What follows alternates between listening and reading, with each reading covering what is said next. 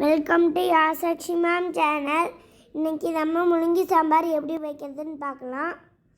அதுக்கு அரை கப்பு துவரம் பருப்பு எடுத்துக்கோங்க. அதில் நல்லா கழுவி எடுத்துக்கோங்க. அப்புறம் அதில் தண்ணி ஊற்றுங்க.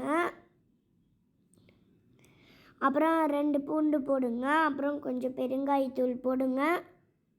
அப்புறம் அதில் மஞ்சள் பொடி போடுங்க. மூடி வச்சு விசில் போடுங்க.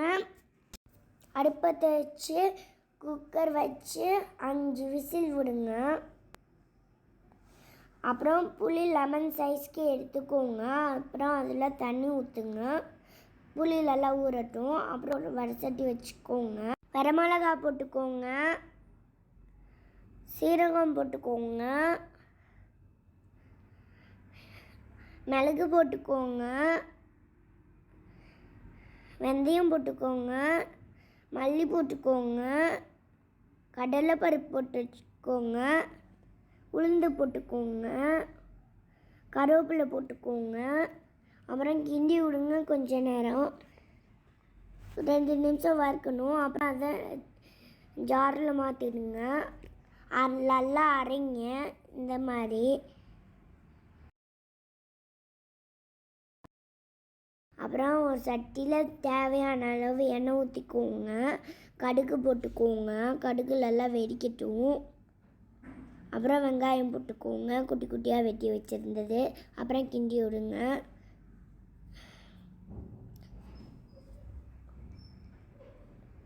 வெங்காயம் நல்லா எண்ணெயில் வதங்கட்டும்.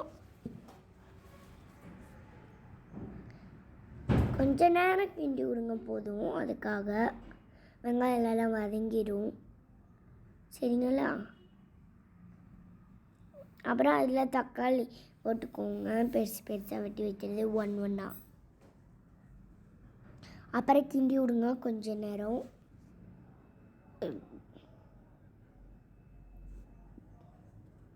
தக்காளி வதங்கிச்சு. அப்புறம் அதில் உப்பு போடுங்க, மஞ்சள் பொடி போடுங்க. அப்புறம் கிண்டி விடுங்க கொஞ்ச நேரம். அப்புறம் அதில் முள்ளங்கி பால் சைஸ் மாதிரி வெட்டி வச்சுருக்கோம், அது போடுங்க. அப்புறம் கிண்டி விடுங்க கொஞ்ச நேரம். நல்லா எல்லாமே வேகட்டும். அப்புறம் அதில் சாம்பார் பொடி நம்ம அரைச்சி வச்சுருந்தோம்ல, 2 ஸ்பூன் போடுங்க போதும். அப்புறம் கிண்டி விடுங்க கொஞ்ச நேரம்.